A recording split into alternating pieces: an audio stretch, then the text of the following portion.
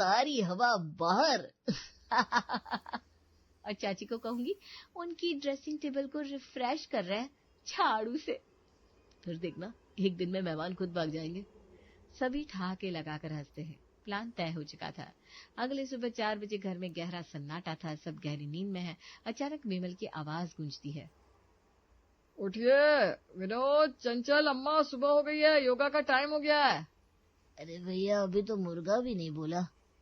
हमको कोई सपना आ रहा था, आपने सपना तोड़ दिया। अरे बारात निकली क्या? बारात नहीं, सुबह की बारात है। चलिए उठिए, अब योगा होगा। विनोद, चंचल और रामकली तीनों नींद में लड़खड़ाते हुए बिस्तर छोड़ते हैं। भैया ये कौन सा जुर्म था जो हमें ये सजा मिल रही है? ये जीवन सुधार योजना है। उठो वरना मैं बाल्टी लेकर आ रहा हूँ। विमल सबसे पहले योगा करने को कहता है। चंचल नींद में उल्टा मैट बिछा देती है। रामकली झूले पर बैठकर योगा करने का प्रयास करती है। सबसे पहले अनुलोम विलोम, सांस अंदर और बाहर। थैंक्स साइज मंगावनी है। थैंक्स साइज मंगावनी है। सांस नहीं अटक गई भाई। थैंक्स साइज मंगावनी है। मेरा सर घूम रहा है। ये योगा है या हेलीकॉप्टर? मैं तो बैठ गई झूले पर, वहीं से कर लूंगी। जैसे मन करे वैसे करिए। 15 मिनट तक जैसे तैसे योगा किया गया। अब तो भूख भी लग रही है। हाँ इतना पसीना बहाया है, अब शरीर कुछ मांग रहा है। बहू से कहो पराठे बना दे अचार के साथ। अरे अभी और करना है। अभी पटर पटर मत कर, बहुत कर चुके। जाकर नाश्ता बनवा। चंचल, रामकली, नीलम, संजना और सविता को उठा देती है। नीलम उठ जा बेटा, भूख लग रही है। जल्दी बना दे कुछ, वरना हमारी आत्मा तड़प उठेगी। ये तो सीधा साधा अत्याचार है। मैं तो सोच भी नहीं सकती थी कि सुबह के 5 बजे नाश्ते का फरमाइशी दौर शुरू हो जाएगा। नीलम ने ठान लिया अब इस टॉर्चर का जवाब रात की तैयारी से देगी। अगले दिन को उसे रात में 4 तरह के पराठे, 2 तरह की चटनी और दही बनाकर फ्रिज में सजा दिया। अब सुबह चाहे भूकंप आए, नाश्ता रेडी है। मैं तो चादर ओढ़कर सो जाऊंगी। लेकिन अगले दिन 4 बजे उठो उठो, योगा टाइम। तीनों फिर से उठाए जाते हैं। फिर से योगा होता है। भगवान की कसम, अब तो हड्डियां पूछ रही है, हमसे क्या दुश्मनी है भाई?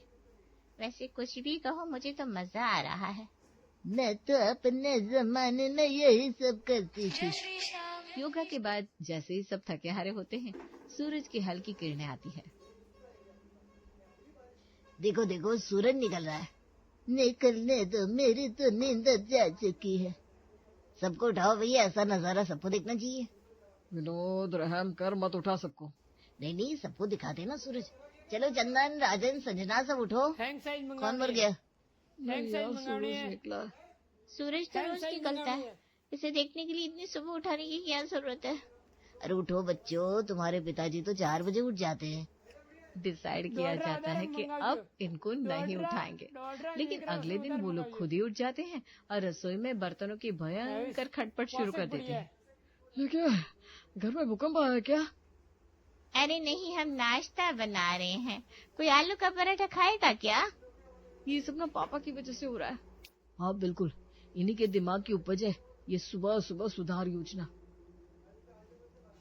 ऐसे तो मेरी नींद अब जन्म जन्मांतर तक पूरी नहीं होगी। मौका पाकर सबने विमल से बात करी। पापा आपने ये बहुत गलत किया। अब हमारे तो सपनों में भी योगा मैट आने लगे हैं।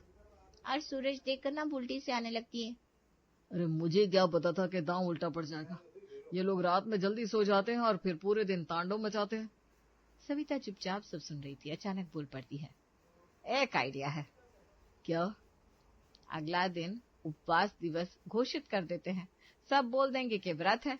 फिर ना कोई नाश्ता मांगेगा ना बनवाएगा और दिन भर सो भी सकेंगे। मम्मा आप तो होशियार निकली। मैं तो व्रत में चादर ओढ़कर गहरी समाधि में चली जाऊंगी। और जो बोलेगा उसे कथा सुनने भेज देंगे। मैं तो कहूँगा आज मौन व्रत है।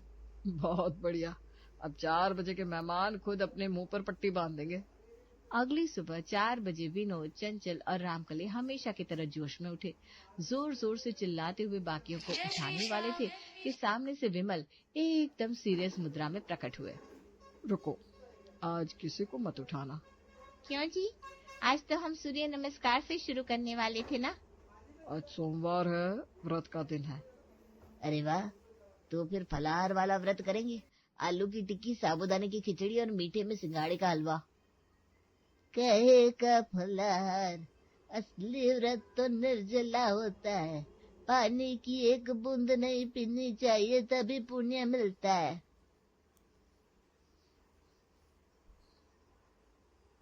पानी नहीं, फिर तो मेरा शरीर 90% कम हो जाएगा। हमको तो सुबह उठते ही चाय चाहिए होती है, अब कैसे जिएंगे जी। चाय छोड़ो, अब से राम नाम जपो। रामकली ने सबको उठाया और सबको जबरदस्ती निर्जला व्रत रखवा दिया। जरा ही देर में सबका बुरा हाल होने लगा। भूख से आंखों के सामने तारे नाच रहे हैं। एक दिन में आत्मा शुद्ध करने का इतना ज्यादा प्रयास क्यों कर रहे हैं हम। सो जाते भाई, नींद में भूख भी नहीं लगती। वो बिस्तर की ओर बढ़ते हैं, तभी रामकली आ धमकती है। क्या कर रहे हो? व्रत में सोना मना है। हमारे जमाने में लोग भजन गाते थे, मंदिर जाते थे, गरीबों को खाना खिलाते थे। मंगावनी है। लेकिन हम तो खुद गरीब हो गए हैं भूख से। अरे कोई हमें ही खिला दे खाना आज। पूरा दिन जैसे तैसे बीतता है, सबकी हालत खराब हो जाती है। मेरी तो आंखों के नीचे अंधेरा ही अंधेरा है। भगवान कसम, व्रत कम सा ज्यादा लग रहा है। रात होती है। जैसी घड़ी में 7 बजते हैं, सब पानी की ओर दौड़ते हैं। ऐसा लग रहा है जैसे स्वर्ग की नदियां पीली हो। ये किसने आइडिया दिया था? सबकी नजर एक साथ सविता पर जाती है। आपने तो पापा जी से भी खतरनाक आइडिया दे दिया था मम्मी जी। अब मुझे क्या पता था इतना सीरियस ले लेंगे। रात में सब बिस्तर पर जाने को तैयार थे, लेकिन विनोद और चंचल अब भी चैन से बैठने को राजी नहीं। मेरी चप्पल कोई पहन गया है, सबको बुलाओ, पूछताछ होगी भाई। मेरा रुमाल कहीं नहीं मिल रहा। ये घर रहस्यों से भरा है। माफ कीजिए, एक जरूरी सवाल है। आप लोग वापस कब जा रहे हैं? सब चौंक जाते हैं, चुप्पी छा जाती है। तभी चंदन मोबाइल उठाकर नाटक करता है। अरे आपके घर से फोन है, आप लोगों को बुला रहे हैं। अरे भाई, हमारे घर में हम 3 ही तो है, हमें कौन बुलाएगा? ये तो कोई प्रैंक कॉल होगा। हम तो जाना चाहते हैं, लेकिन आप लोग इतने प्यारे हो, मन ही नहीं करता। वाह, अब सबने ठान लिया था, या तो ये जाएंगे या हम सब भागेंगे। सुबह 4 बजे जब विनोद, चंचल और रामकली की नींद खुली, पूरा घर सुनसान था। अरे सब कहाँ गए? लगता है कोई भगदड़ मच गई। सबको कॉल करो भाई। कॉल्स की गई, लेकिन कोई उठा नहीं रहा था। सबने वहां से जाना ही सही समझा। विमल का पूरा परिवार ये सब मोहल्ले में छिपकर देख रहा था।